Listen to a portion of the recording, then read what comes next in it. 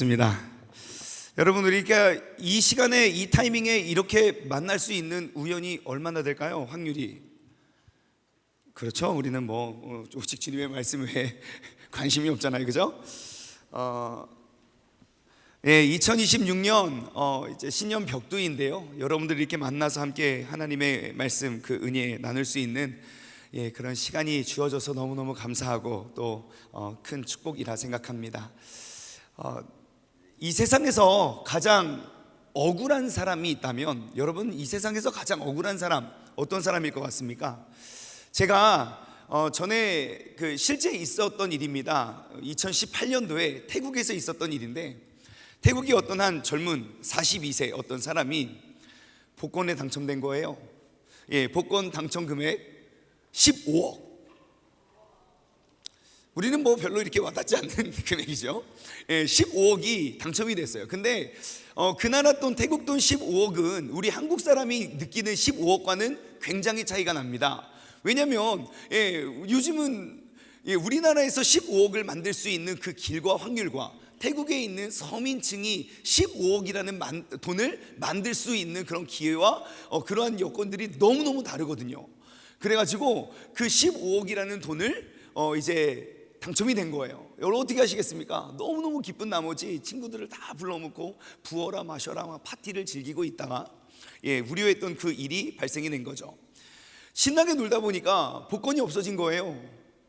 내가 어딘가에 빠뜨렸던지 아니면 누군가가 전략적으로 그 복권을 훔쳐갔던지 알 수는 없지만 확실한 건 지금 그 당첨 복권이 내 손에 없다는 것이에요. 그래서 그 사람은요, 그날부터 우울증에 빠집니다. 너무너무 우울하고 극심한 우울증에 빠져서 결국 스스로 목숨을 끊게 되죠. 여러분, 이토록 억울한 인생이 또 있을 수 있을까요?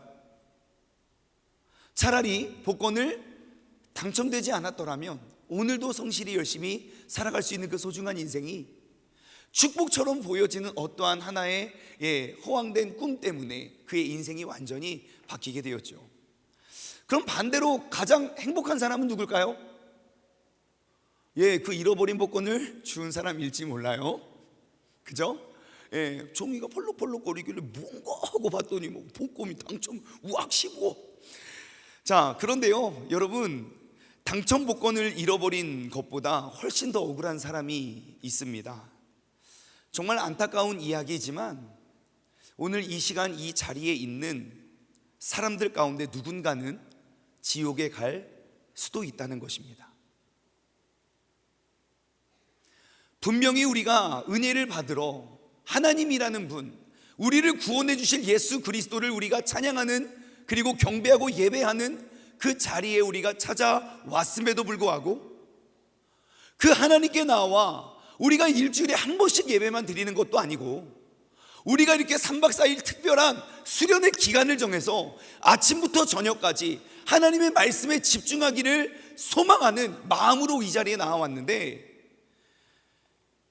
그럼에도 불구하고 우리가 주님께서 예비하신 그 하나님의 하늘의 상급을 얻지 못하는 사람이 된다면, 여러분, 그것보다 더 불행한 억울한 인생은 없을 것입니다. 여러분, 우리가 예수님을 만나지 못하면, 우리가 인격적으로 주님을 경험하지 못하면 우리는 이 세상에서 그 가장 억울하고 가장 불행한 사람이 될 수 있습니다. 하나님이 누군지도 모르고 내가 무엇을 믿는지도 모르며 나의 구원자가 예수 그리스도라고 하는데 예수님에 대해서 나는 알지도 못하고 알려고조차 하지 않은 채 그냥 분위기에 휩쓸려서, 여러분 여기 어떻게 오셨습니까? 요즘에 택배 신앙이 제일 많대요. 엄마가 보내서요. 수련회 왜 오셨습니까? 엄마가 보내서요. 주일 예배 왜 오셨습니까? 엄마가 보내서요. 택배 신학이 굉장히 많다고 해요.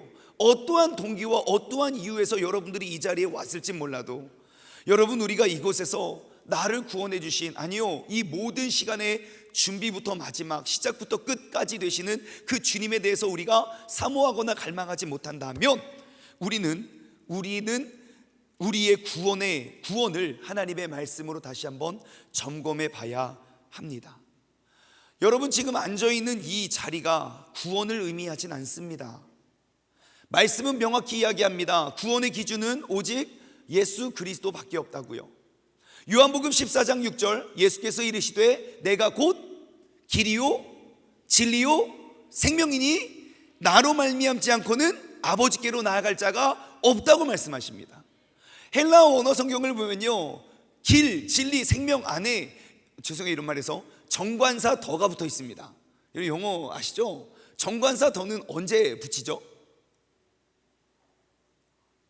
네, 죄송해요. 이런 예배 들어왔는데 자꾸 영어를 물어봐가지고.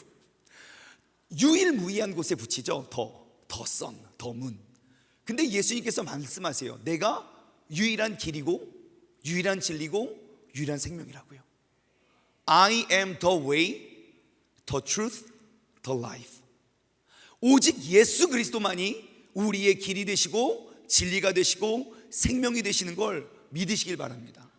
그리고 사도행전 4장 12절 말씀을 보면요, 다른 이로서는 구원을 받을 수 없나니 천하 사람 중에 구원을 받을 만한 다른 이름을 우리에게 주신 일이 없음이니라. 아멘. 그래서 오직 예수 그리스도만이 우리의 구원자 되시는 줄 믿습니다. 그래서 저기 이단들 있잖아요, 뭐 2만이 3만이 4만이 이런 사람들은 절대로 우리의 구원자가 될 수 없다고 말씀은 이야기하고 있어요.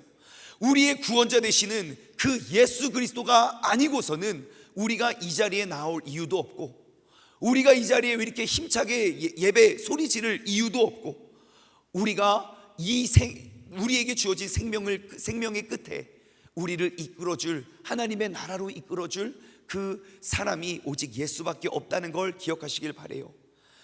그럼에도 불구하고, 우리가 이 자리에 나왔음에도 불구하고 우리가 여전히 예수님에 대해서 관심도 없고, 그 예수님을 찾으려고 하지도 않고, 그 예수님을 만나려고도 하지 않는다면 어쩌면 우리는 이 세상에서 가장 억울한 사람이 될지 몰라요.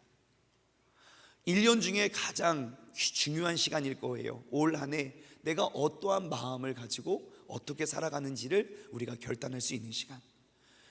우리가 가장 거룩한 곳에서 가장 거룩한 말씀을 듣는 이곳에 주님의 임재하심과 주님의 일하심을 꼭 경험하기를 주님의 이름으로 소망합니다. 우리 오늘 하나님의 말씀 함께 나누기를 원합니다. 오늘 함께 나누실 은혜의 말씀은 신약성경 마가복음입니다. 신약성경 마가복음 10장 46절부터 52절까지의 말씀. 신약성경 마가복음 10장 46절에서 52절까지의 말씀, 제가 가진 성경으로는 신약성경 72쪽에 있습니다. 우리 힘찬 목소리로 한 절 한 절 교독할까요?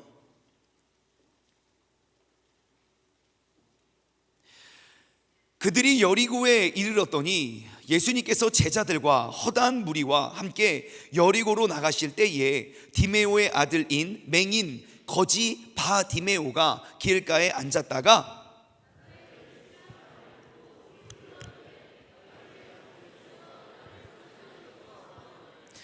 많은 사람이 꾸짖어 잠잠하라 하되 그가 더욱 크게 소리질러 이르되 다윗의 자손 예수여 나를 불쌍히 여기소서 하는지라.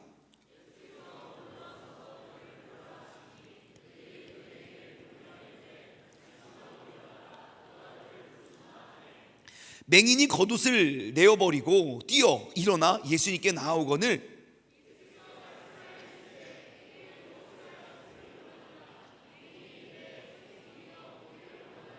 한 목소리를 읽겠습니다.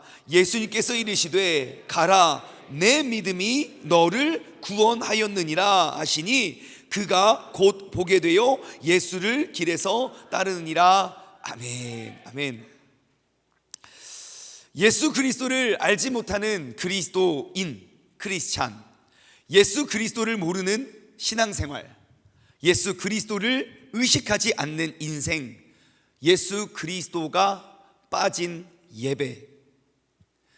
여러분, 이 같은 사람들에게 예수님께서 엄히 명하시는 주님의 명령은 이러합니다.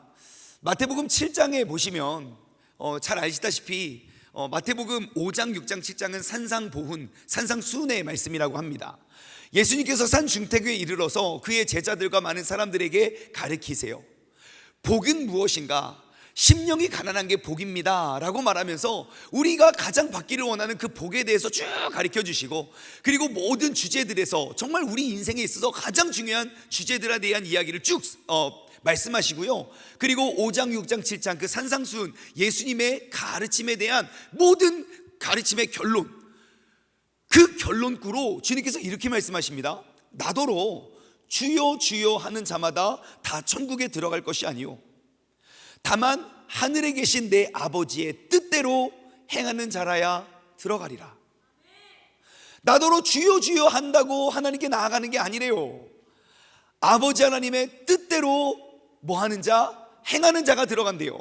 그날에는 우리의 심판의 날이겠죠. 그날에 많은 사람들이 내게 이르더 주여 주여 우리가 주님의 이름으로 선지자 노릇도 하고 주님의 이름으로 귀신도 내쫓고 주님의 이름으로 우리가 많은 권능을 행하지 아니하였습니까? 그때 주님께서 뭐라고 말씀하셔야 정상입니까? 아 맞다, 야 맞다, 너 2026년에 한 달에 수련회 갔다 왔지? 아 맞다, 내가 그때 그 기도를 까먹었다. 아 맞다, 너 그때 방언 받았지? 아 그때 기도해서 친구가 회복됐지? 야 내가 그거 까먹고 너한테 이렇게 말했어 라고 하지 않으세요. 뭐라고 말씀하시냐면요, 그때에 내가 그들에게 밝히 말하되 내가 너희를 도무지 알지 못하니 불법을 행하는 자들아 내게서 떠나가라 그래요. 그리고 그 뒤에 따라오는 말씀이 두 개의 집 이야기를 하세요. 모래 위에 지은 집과 반석 위에 지은 집. 그 눈에 보이는 그 두 개의 집 모두 말씀에 의하면 그것은 모두 믿음 생활이고 신앙 생활의 집이에요. 우리가 다 주여 주여 했다고요. 주님의 이름으로 권능도 내쫓고 우리가 필요할 때면 주님 찾고 우리가 부르짖고 예배 드렸다고요. 하지만 그의 기초가 모래라면, 반석이 아닌 모래라면 우리는 그날에 슬피 울며 이를 가는 사람이 될지 몰라요. 그러므로 여러분 기억하십시오. 지금 이 자리에 앉아 있다고 해서 천국에 가는 게 아닐 수도 있어요. 여러분들이 지금까지 내가 필요할 때만 주여 주여 부르짖는다고 해서 구원이 얻어지는 것이 아닐지 몰라요.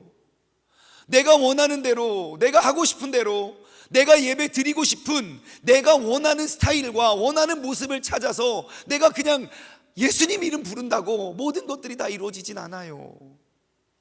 제가 여러분 나이 때, 저도 기독교 풀옵션이거든요. 아까 우리 찬양을 인도해 주신 우리 찬양 인도자님과 비슷하게 태어났는데 제가 목사님 아들이더라고요. 원하든 원치 않든 목사님 아들이고, 그리고 모태신앙이고, 그리고 신학교를 갔다고요. 그럼 사역을 했어요. 예, 전 목사가 됐다고요. 근데 저희 가족이 4명이거든요 아빠, 엄마, 누나, 저 4명 다 목사라고요. 기독교 풀옵션. 어떻게 저보다 옵션 더 좋으신 분 계십니까? 그럼 막 손 들어요. 이렇게 여러분들도 이렇게 모태신앙이고 신앙생활 열심히 하시는 분 계실 거예요. 예, 그렇게 어떻게 좀 신앙생활 잘 하시면 우리 같은 이런 종족들의 공통적인 특징은 뭡니까? 10계명의 1계명부터 10계명까지 예, 꼭 지켜야 될 그 10계명 하나도 안 지키고 11번째 계명 뭐예요? 걸리지 말라. 10가지 하나는 안 지켜도 11번째만 제일 잘한다고요. 제가 정말 협력해서 우리는 항상 교회에서 자라났기 때문에 세상의 모든 죄와 모든 그런 세상의 그런 어려움들은 다 교회 안에서부터 이제 이루어지고 형성되어져 가죠. 그때 제가 그 주님을 인격적으로 만나기 전에 열심히 따라다녔습니다. 제 이름이 충만이라고요. 예, 충만. 얼마나 충만한지 모르겠어요. 지금도 맨날 잠을 안 자고 맨날 충만하게 산다고요. 그때 제가 하나님께 딱 청소년 나이 때 정말 1년 중에 하나님을 제일 뜨겁게 2번 부르짖었던 때가 있었어요. 예, 이렇게 강제적으로 수련회에 끌려와서 막 분위기를 다 조성해 놓고 막 아버지 했을 때 빼고 내 자의적으로 간절히 기도했던 2번의 때가 있었는데, 시기가 있었는데, 첫 번째는 이제 큰 사고와 잘못을 치고 부모님의 심판의 매 앞에 섰을 때, 제가 이렇게 많이 맞고 자라지는 않았거든요. 근데 그 때가 알잖아요. 그 심판의 때 우리가 뭐 본능적으로 알잖아요. 아 이거는 그냥 도저히 그냥 넘어갈 수 없는 사고구나 이런 거 알잖아요. 그때 저희 집이 이렇게 쭉 언덕길에 올라가서 15, 14, 13, 12, 11층에 살았거든요. 막 뛰어가면 15, 14, 13, 12, 11 불이 딱 꺼 있으면 하나님이 내 기도를 응답하신 거예요. 아버지께서 부흥회를 가신 거죠. 할렐루야, 감사합니다. 15, 14, 13, 14, 15 불이 켜 있으면 이제 그때부터 더욱더 간절히 주님께 부르짖는 거야. 아버지 제발 나를 불쌍히 여겨 주옵소서 라고 기도를 열심히 했어요. 근데 하나님은 하나님은 사랑의 하나님도 맞지만 공의의 하나님 틀림없습니다. 그리고 또 한 번 제가 간절히 기도했던 때가 언제냐면 시험 보기 전날. 맨날 놀다가 뭐 앉아서 공부하려면 공부가 됩니까? 그러니까 맨날 이렇게 막 갑자기 막 뭐 다 중요해 보여. 막 읽어도 뭐 뒤에 남습니까? 안 돼요. 아무리 막 하려고 해도 안 돼요. 그때 하나님께 간절히 기도합니다. 하나님 전능하시잖아요. 어떤 분 간증 들어보니까 한 번만 책을 읽고 막 머릿속으로 막 넘기면서 시험을 봤다는 간증을 제가 어려서부터 들어가지고 사진을 찍기 시작해요. 착 찍어요. 그리고 딱 생각해보면 저는 책이 안 넘어가는 거예요. 그래서 제가 간절히 기도하면서 하나님께 뭐 하냐면 이제 말씀을 털어듣는 거죠. 들어가라고. 하나님 전능하시다면서요. 그렇게 제가 간절히 열심히 기도했는데요, 어떻게 찍는 것마다 다 정답을 찍었겠죠?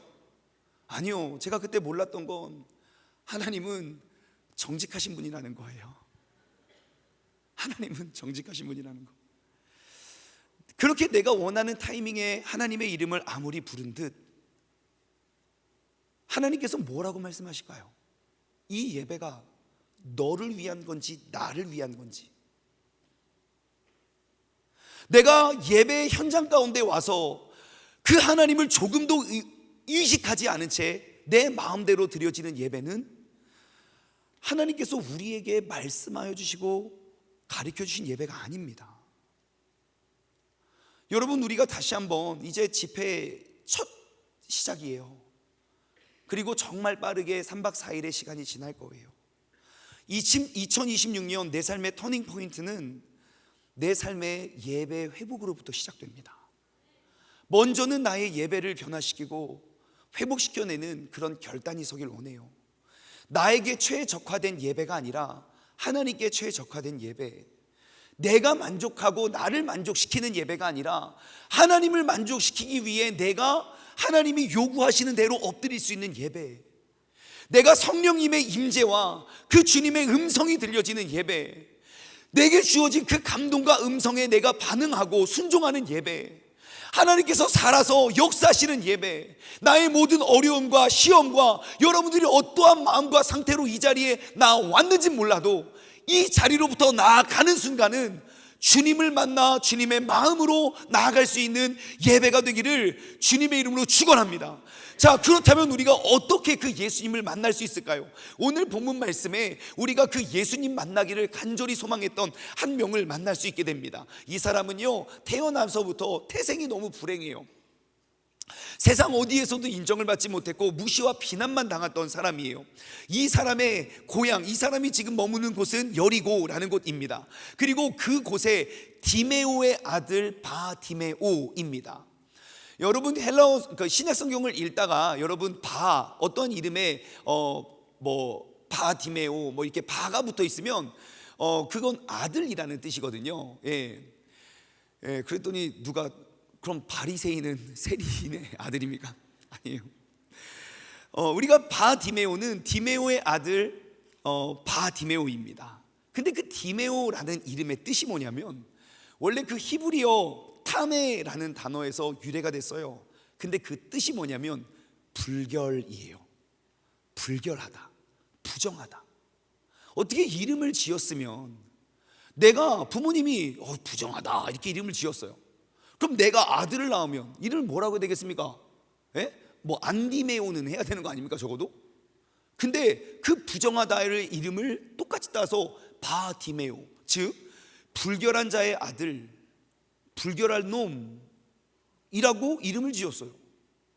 왜 그런가 봤더니 오늘 본문 말씀 46절 보니까요, 그 사람의 출생을 이렇게 소개하는 두 가지 단어가 있는데, 한번 보면 한 무리와 함께 나가실 때에 디메오의 아들, 그 아들을 뭐라고 소개합니까? 맹인이고 거지인 바디메오가 길가에 앉아 있대요.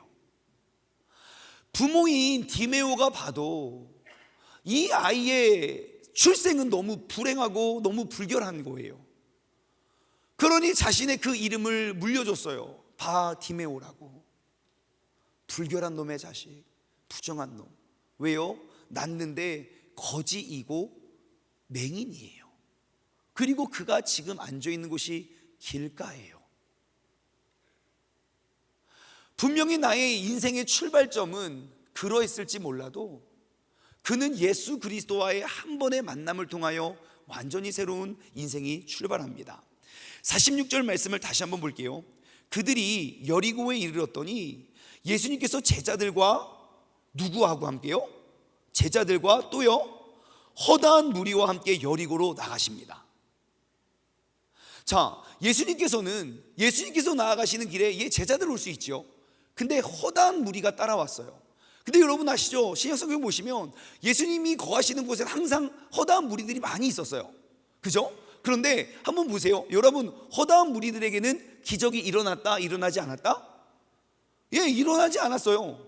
그곳에 분명히 예수님을 똑같이 만났던 현장이었는데 특별한 일이 벌어지지 않았어요. 그럼 여러분들 제가 물을게요. 여러분, 허다한 무리가 되시겠습니까? 바디메오가 되시겠습니까?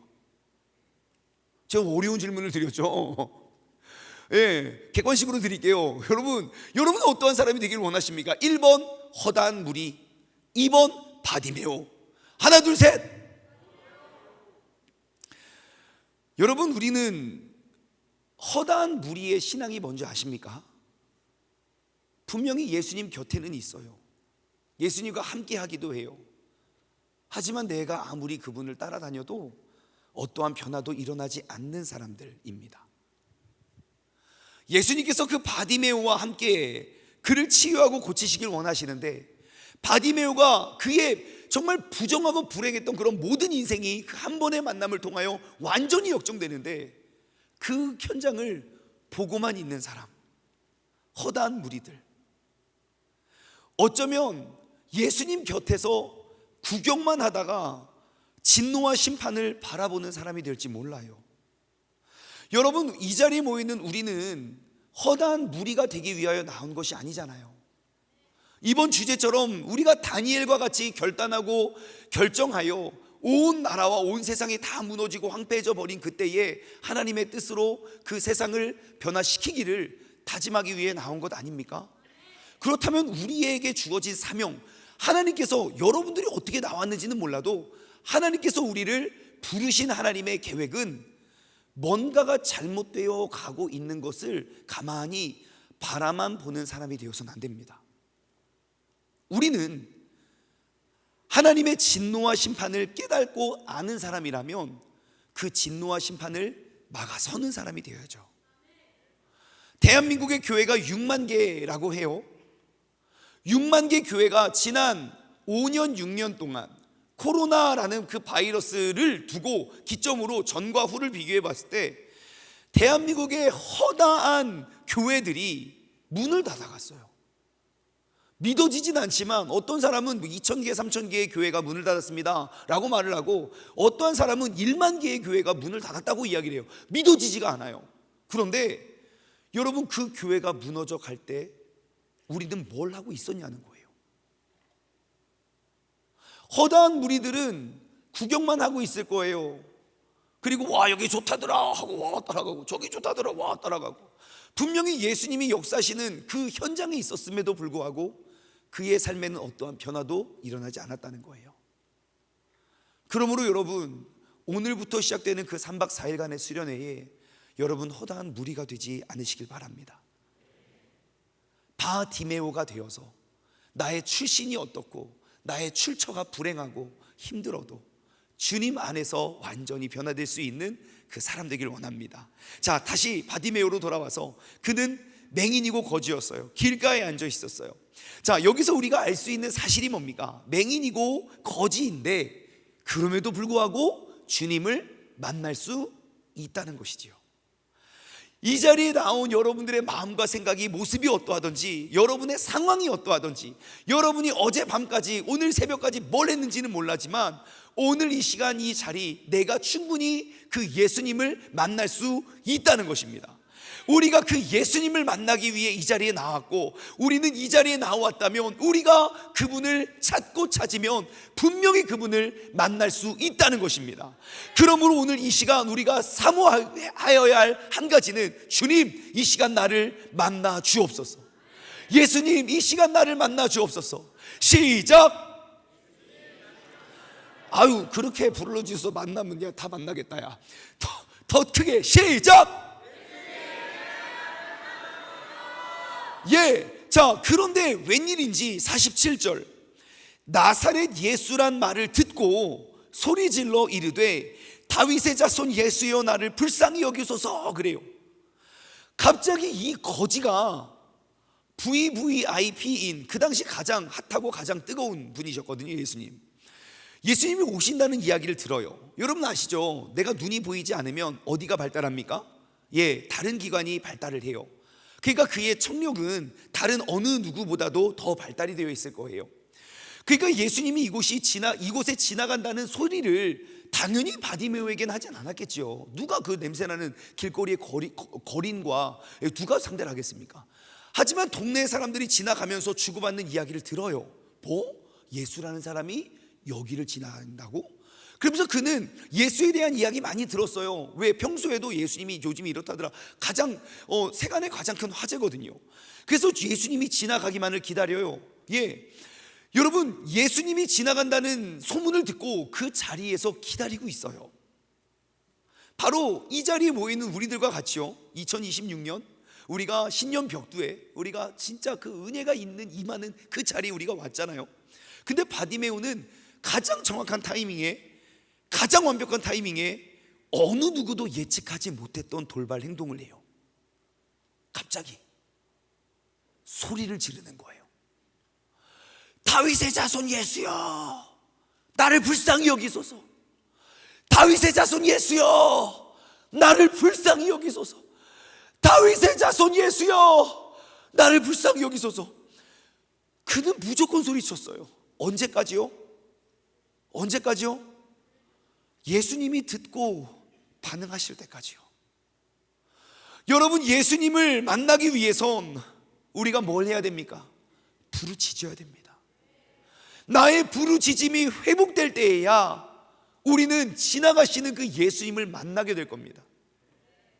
근본 수련회가 바로 그 부르짖음의 회복을 위한 기간 아닙니까? 우리 예수님께서 내 곁을 지나가시는 그 가장 완벽한 타이밍.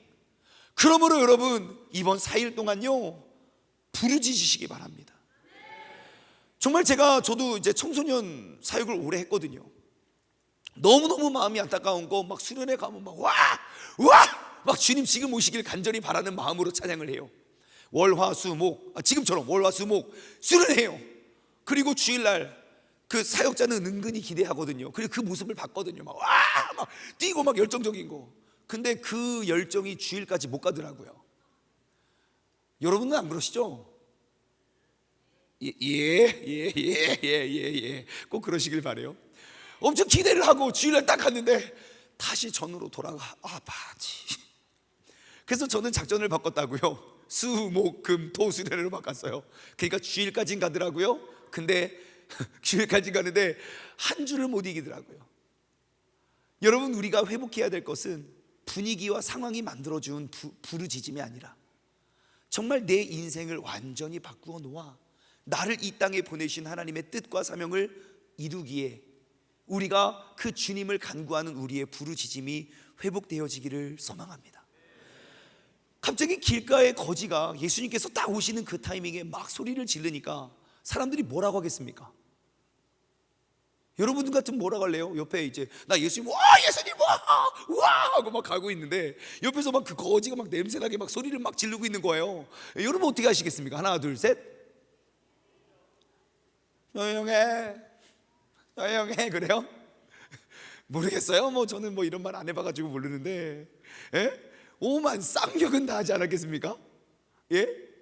예수님께 나아가는데 옆에서 그 거지가 냄새나게 막 소리 지르면 저는 미친 거 아니야? 라고 대본을 썼는데 부산 딱 내려보니까 그런 분위기가 아니에요. 니 미친나? 미친다 하면서 막 옥만 쌍욕을 다 하면서 막 조용히 하라고 했을 거예요. 그러니까 많은 사람들의 갑자기 지나가던 무리가 보통 재수없다고 한 명 두 명 욕하면서 지나가던데 갑자기 막 온 때로 나에게 막 쌍욕을 퍼붓는 거예요. 갑자기 내가 평생 먹은 욕을 한 번에 다 먹었어요. 엄청 많은 욕을 막 먹더니 그 바디메오가 결단을 하죠. 뭐라고 결단합니까? 이놈의 더러운 세상, 나 같은 인간은 예수님 만나면 안 되냐? 내가 뭐 니들한테 무슨 해를 끼쳤냐? 그냥 소리만 질렀는데 니들은 그것도 용서가 안 되냐? 에이씨 나와. 그러면서 막 술 한잔 찌그리러 갔죠? 아니요. 사람들이 내가 예수를 만나고자 내가 부르짖었는데 사람들이 나의 기대와 다르게 막 방해를 해요. 그때 바디메오가 딱 한 가지 결단을 합니다. 뭐라고요? 48절, 많은 사람이 꾸짖어 잠잠하라 하되 그가 뭐요? 더욱 크게 소리 질러 이르되 다윗의 자손 예수여 나를 불쌍히 여기소서. 그래요. 어쩌면 예수님께서는 그의 그 타이밍을 기다렸을지 몰라요. 어차피 내가 낼 수 있는 목소리의 한계는 똑같거든요. 그리고 수많은 무리들이 그를 비난하고 조롱하고 닥치라고 하는 이야기들이 계속 이어지는데 어쩌면 그 한 번의 시험을 통하여 더욱더 간절히 주님을 크게 부르짖는 바디메오의 외침을 기다렸을지 몰라요. 여러분 은혜 받으러 나오셨잖아요. 예수님 만나면 다른 거 다 놓쳐도 괜찮아요. 하지만 다른 거 다 누려도 예수님 못 만나면 여러분 또 인생은 계속 제자리의 걸음이거든요. 내가 은혜 받기 위하여 나왔는데 나의 은혜를 회방하는 사람들 있을 수 있어요. 그러한 환경이 있을 수 있어요. 나는 잘못도 안 했는데 그냥 욕을 막 먹을 수도 있어요. 그때 여러분들이 바라봐야 할 것, 바로 그 예수 그리스도를 끊임없이 부르짖으시기 바랍니다. 그러니까 49절에 예수님께서 그를 데려와라 그래요. 그랬더니 갑자기 49절 볼까요? 예수께서 머물러 서서 드디어 그 바디메오가 예수님을 멈추어 세웠어요. 그를 부르라 하시니 그들이 그 맹인을 부르며 이르되 야 안심하고 가라. 그러니까 예전에는 불안했나 봐요. 안심하고 가라, 그가 너를 부르신다 하니까 50절 맹인이 갑자기 뭘 합니까? 겉옷을 내버리고 뛰어서 일어나서 예수님께 나아가고 있어요. 자, 예수님께서 서서 그를 부르짖어요. 여러분 우리가 이번 수련회 때 해야 할 일은 뭐냐면 예수님을 멈춰 세우시길 바랍니다. 하나님의 은혜가 어디에 임하는지 오시고 저 왜 눈물 흘고 저 뭐야? 부러워하지 말고 그 주님을 멈춰 세우는 그러한 사람, 그러한 성도, 그러한 교회가 되기를 소망합니다. 여러분 2026년도 어김없이 하나님께서는 많은 사람들을 통하여 많은 일들을 행하여 가실 거예요. 올 한 해 동안. 그럴 때 하나님께서 많은 계획하신 일들을 완벽한 타이밍에 이루어 가실 때에 여러분 그 하나님의 시선과 하나님을 멈추어 세울 수 있는 성도들 되기를 주님의 이름으로 축원합니다. 예레미야 29장 12절 13절은 말해요. 너희는 내게 부르짖으며 와서 내게 기도하면 내가 너희를 들을 것이요 너희가 전심으로 나를 찾으면 나를 만나리라. 우리가 주님을 향해 소리 지름이 주변 어떠한 환경과 상황을 초월하고 뚫어내는 그 주님을 향한 우리의 목소리와 우리의 부르짖음이 주님의 시선을 멈추어 세우고 그 주님의 놀라운 역사를 이루어낼 수 있는 역사의 주인공 되시길 소망합니다. 오늘 우리는 이 한 명의 거린으로부터 귀한 것을 배우게 됩니다. 바디메오는 예수님을 만나기 위해 가장 소중했던 자신의 우상을 벗어버립니다. 50절 말씀을 볼까요? 맹인이 예수님이 오라고 하니까 갑자기 뭘 합니까? 자신의 겉옷을 내어버리고 뛰어서 일어나서 예수님께 나옵니다. 예수님께 나아가는데 어떻게 갔대요? 1번 첫 번째 내 겉옷을 벗어버렸어요. 그리고 두 번째 뛰어서 갔대요. 저는 이 두 가지 다 이해가 안 되더라고요. 여러분 그 거린에게 있어서 그 거린들이 가지고 있는 한 가지 특징은 뭐냐면 여러분 그들은 가진 것이 없기 때문에 가진 것에 대한 소유욕이 엄청납니다. 그들이 가지고 있는 것 아무거나 하나 슬쩍 갖고 오면 그들은 목숨을 겁니다. 내 소유가 많지 않아서. 미국에 가면요, 진짜 길거리에 거린 노숙자들이 진짜 많거든요. 근데 그 노숙자들의 머스트 해브 아이템이 하나 있어요. 혹시 뭔지 아십니까?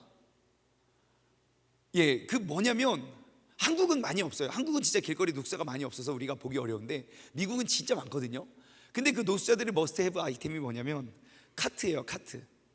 마트에서 카트를 하나씩 끌고 와요. 그 카트에다가 정말 제가 봤을 때, 죄송해요 이렇게 표현해서, 제가 봤을 땐 진짜 다 쓰레기인데 그것들을요 그냥 카트에 물건을 실는 정도가 아니라 카트를 이렇게 많은 쓰레기들을 그렇게 모아요.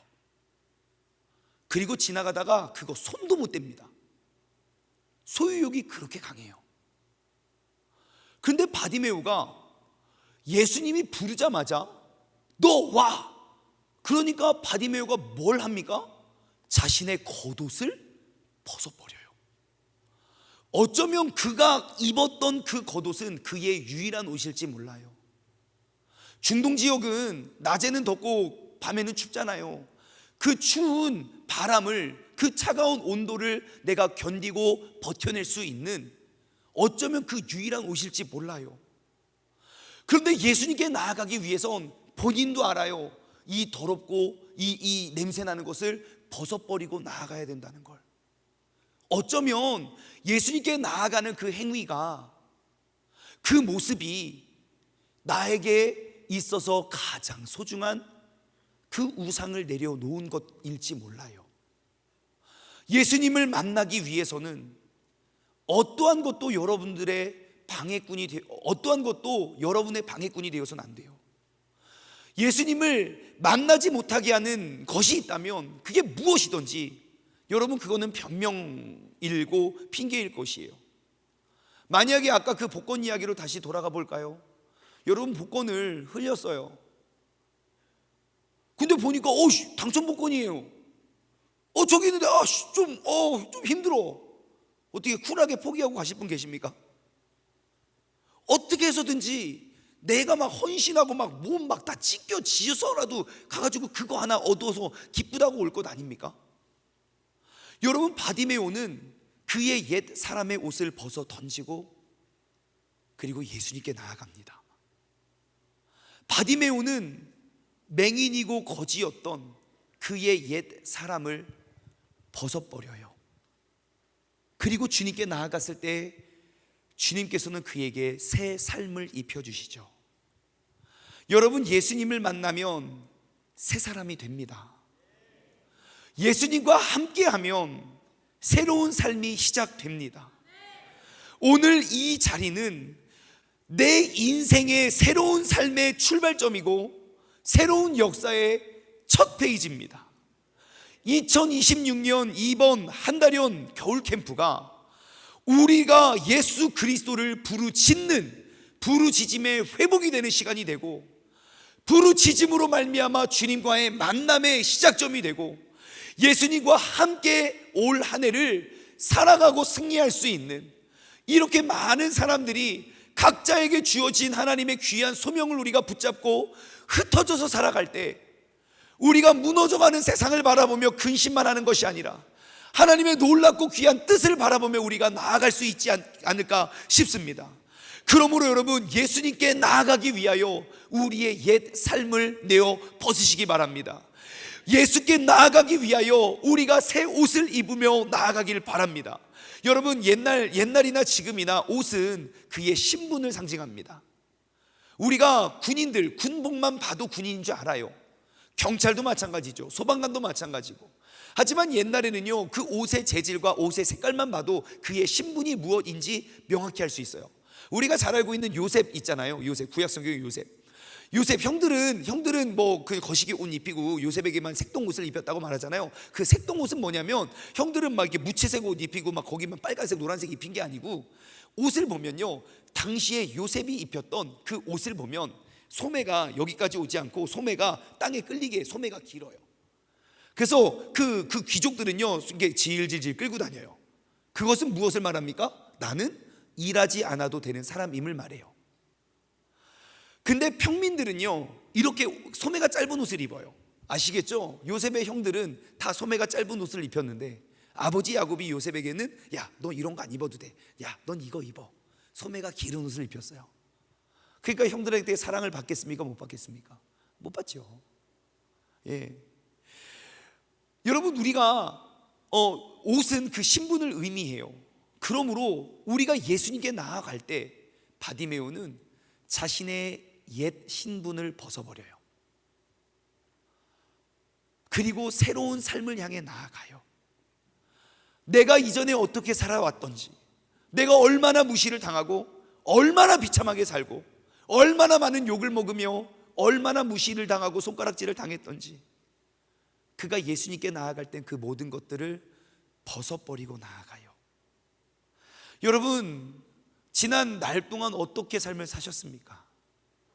내가 이렇게 하나님의 이름을 부르짖는 사람으로서 주님의 은혜의 감격 속에 감동하며 사셨습니까? 아니면 나올 때마다 왜 하나님, 왜 내 인생은 이렇게 되는 게 없습니까? 왜 내 친구는 그냥 평범하게 하는 일들이 나에게는 왜 이렇게 크고 괴로운 고난입니까? 왜 나는 이 모든 시험을 다 겪어야만 합니까? 하지만 여러분, 이번 집회 때 우리의 그 모든 옛 옷을 벗고 주님께 나오길 바라요. 나의 옛 옷을 벗어버릴 때 우리는 새 옷을 입게 되는 것이에요. 그럼 내가 벗어야 할 옷은 무엇인지 우리가 돌아봤으면 좋겠어요.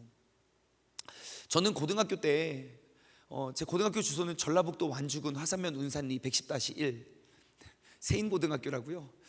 제 고등학교 주소를 왜 다 이렇게 외우고 있냐면, 저는 진짜 정말 되게 귀한 고등학교 그 3년을 보냈거든요.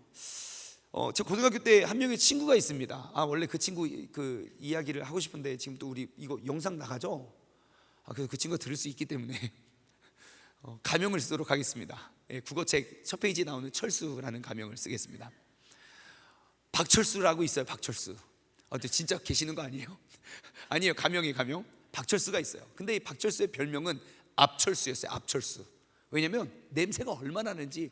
야 철수야, 야 철수야, 그래서 앞철수라 그랬어요. 앞철수. 아무리 그 키도 엄청 크고요, 막 덩치도 엄청 크고, 그리고 막 우리 그 남자, 저는 기숙사 생활했거든요. 고등학교 20명이 한 방을 썼는데 막 기숙사 생활을 막 이렇게 하는데 냄새가 얼마나 막 호르몬 냄새 장난 아니잖아요. 그 남자 총각 냄새들 막 냄새가 엄청나요. 운동도 되게 좋아요. 막 열심히 운동을 해요. 그런데 그 막 운동을 해요. 그리고 이제 샤워하러 가고 다 같이 샤워를 해요. 그리고 나와요. 그럼 다들 깨끗한 뽀송뽀송한 냄새가 나는데 그 친구에는 좀 놀랍고 신비한 냄새가 나는 거예요. 도대체 뭐지? 왜 뭐지? 그래서 이게 뭐지 하고 있었어요. 근데 이제 나중에 알게 된 거죠. 그 냄새의 근원이 어디서부터 시작되는지. 그래서 그날도 어김없이 저기를 했어요. 그냥 운동을 하고 그 다음에 샤워하고 옷을 갈아입고 교실로 딱 들어왔는데 선생님이 막 이렇게 수업을 막 이렇게 하시더니, 야 박철수, 너 가서 샤워하고 와. 수업을 진행을 못 하시는 거죠. 선생님이 너무 화가 나가지고 그 보냈어요. 샤워를 하고 왔어요. 막 머리도 막 물에 막 적셔가지고 막 수업 시간에 샤워를 하고 왔어요. 딱 앉았는데 그러면 이 샴푸 냄새든 비누 냄새든 뭔가 향긋한 냄새가 나야 되는 거 아닙니까? 근데 분명히 그 친구는 모습은 샤워를 하고 왔는데 그 냄새가 그대로 유지가 되는 거예요. 막 코를 막 찌르는 그 엄청난 냄새가. 도대체 어떻게 된 거냐고 알고 봤더니 우리가 알았어요. 저희가 기숙사 생활 모르겠어요. 제가 고등학교를 언제 나왔지? 아무튼 5, 6 아무튼 옛날 전이에요. 그때의 이제 기숙사 생활은 특별한 거 없습니다. 옷을 한 번 입고 그 다음에 던져놔요. 한 번 입고 던져놔요. 그럼 옷이 이렇게 쌓이잖아요. 그럼 두 번 다시는 안 입어요. 왜요? 누구도 던져놓는 사람이 있지만 빨아주는 사람이 없어요. 그러니까 거의 옷은 일회용이에요. 그러다가 입을 옷이 없잖아요. 그럼 다시 그 빨래통을 뒤져요. 그리고 내게 맞는 옷을 그냥 입어요. 근데 앞서 말씀드린 대로 박철수는 키가 굉장히 크고 덩치도 엄청 커요. 그러니까 본인에게 맞는 옷이 없고 골라서 빼서 입을 옷이 없는 거예요. 그러니까 우리가 냄새의 원인을 알았어요. 운동복을 열심히 운동을 하고 벗어놓고 깨끗이 샤워를 한 다음에 다시 그 옷을 입고 오는 거죠. 여러분, 우리가 3박 4일 수련회를 열심히 한다고요. 분명히 내 마음도 내 영혼도 정화될 거예요. 내가 일주일 1년을 살아도 이렇게 아침 점심 저녁으로 하나님의 말씀에 노출되는 시간이 많지 없잖아요. 분명히 정화될 거예요. 여러분, 어떤 옷 입고 돌아가시겠습니까? 우리가 꼭 예수 그리스도께서 우리에게 허락하여 주시는 그 새 옷을 입고 돌아가길 원해요. 또 하나 이해가 되지 않았던 게 그가 옷을 벗어 던졌다는 거. 두 번째는 뭡니까? 그가 겉옷을 버리고 뛰어 일어나예요. 갑자기 어떻게 앉아 있었을까요? 모르겠어요. 이게 바디메오가 뭐 이렇게 다윗의 자손 예수요. 그러진 않았을 것 같아요, 그죠? 예, 아마 뭐 무릎 꿇고 있든 앉아 있든 이렇게 있었겠죠. 예. 다윗의 자손 예수요, 다윗의 자손 예수요. 막 사람들은 막 요구해요. 더 크게, 다윗의 자손 예수. 막 그러니까 갑자기 너 와 그러는 거예요. 그러니까 상상해 보세요. 뛰어 일어나 달려갔대요. 어떻게 했을까요? 나를 부른다. 하고 막 예수님께 달려갔죠. 그럴 리가요. 그는 한 번도 본 적이 없다니까요. 그가 앉아서 그의 이름이 불려질 때, 그가 나올 수 있는 것들을 발견했을 때 그는 뛰어, 아마 상상해 보건대 어디야 가다 넘어지고, 다시 뛰어 어디야 가다 넘어지고, 다시 뛰어 어디야 넘어지고, 예수님께 나아가는 그의 발걸음은 아마 평생 한 번도 그가 뛰어보지 못했던 그런 설렘과 기대함으로 나아가지 않았을까 싶어요. 여러분, 예수님을 만날 수 있는 방법 어렵지 않아요. 첫 번째 뭐예요? 주님께 부르짖는 거예요. 주님의 시선이 머무를 때까지. 두 번째, 여러분 그 기대감으로 나오시길 바래요. 모르겠어요, 여러분들이 이 수련회 어떠한 마음으로 어떠한 발걸음으로 오셨는지. 제가 여러분들 들어올 때 보니까 환영합니다, 와! 너무 감사해요. 창피해요. 그 기대감으로 나오셨지요? 엄청 기대감이 느껴지네요. 그 기대감으로 나오셨지요? 여러분, 이제 이번 3박 4일 동안 여러분 그냥 걸어다니지 마세요. 다음엔 누구 강사님으로 어떻게 될까 뛰어다니시길 바랍니다. 자, 이 바디메오가 우리에게 전해주는 메시지 하나 더 있습니다. 바디메오는요, 그에게 주어졌던 단 한 번의 기회를 살려냈어요. 그의 일생에 바디메오가 주님을 만날 수 있는 기회가 몇 번이나 있었겠습니까? 어쩌면 단 한 번의 기회일지 몰라요. 모두가 안 된다고 말하고 모두가 불가능하다고 말하는 그 한 번의 기회를 그는 살려냈어요. 그런데 이 한 번의 기회가 그가 평생을 거지로 살아왔던 그 삶의 운명을 바꿔놓습니다. 반주를 부탁드립니다. 오늘 이 시간, 이 자리가 바로 그 기회가 되었으면 좋겠어요. 여러분의 인생을 완전히 바꿔놓을 수 있는 그 기회. 내가 이번 수련회를 통하여 아무것도 얻지 않아도 돼요. 하지만 내가 살아계신 그 예수 그리스도를 만나기를 간절히 소망하여 내가 그분의 이름을 부르짖으며 예수님과 만나게 되면 우리의 인생은 완전히 달라지게 될 줄 믿습니다. 여러분, 이제 주사위는 우리에게 주어졌어요. 여러분들이 이 자리에 나온 동기가 무엇입니까? 예수 그리스도를 만나기 위해서 나왔잖아요. 그렇다면 모든 환경과 상황을 초월해서 여러분 소리치길 바랍니다. 바디메오처럼 주변이 뭐라고 하든지 간에 다윗의 자손 예수요, 나를 불쌍히 여겨 주옵소서. 다윗의 자손 예수요, 나를 불쌍히 여겨 주옵소서. 바디메오처럼 어떠한 환경에 굴하지 말고 내가 지금까지 해왔던 어떠한 내가 원하는 신앙생활의 모습 울타리 안에 나를 가둬두지 말고 오늘 이 시간 이 자리로부터 내가 주님을 만나기 위해 내가 그 주님의 이름을 간절히 부르짖었으면 좋겠어요. 주님의 이름을 부르짖을 때는 어떠한 자존심도 체면도 없습니다. 그냥 부르짖으면 됩니다. 어떠한 자격에 갖춰줘야지만, 어떠한 타이밍에 만들어져야지만 부르짖는 것이 아니에요. 바디메오는 어쩌면 그 마을에서 가장 불행한 사람 중에 한 명이었을 거예요. 평생 나에게 한 번도 한 명도 따뜻한 눈길을 보내준 적이 없을 거예요. 그 마을에서 가장 무시받았던 한 사람, 그 마을에서 가장 더럽고 냄새나는 한 사람, 가장 상처가 많은 사람, 가장 약한 사람. 하지만 그는 예수님 앞에서는 굴하지 않았어요. 예수님을 만나기만 한다면 나를 비난하고 나를 조롱하는 그 사람들은 하나도 중요하지 않다는 걸 알고 있거든요. 여러분, 이 맹인이고 거지였던 바디메오가 오늘 이 자리에 앉아있는 바로 나의 모습 아닙니까? 여러분, 내가 이 거지보다 나은 게 뭐가 있습니까? 내가 더 좋은 옷 입었나요? 적어도 나는 보고는 삽니까?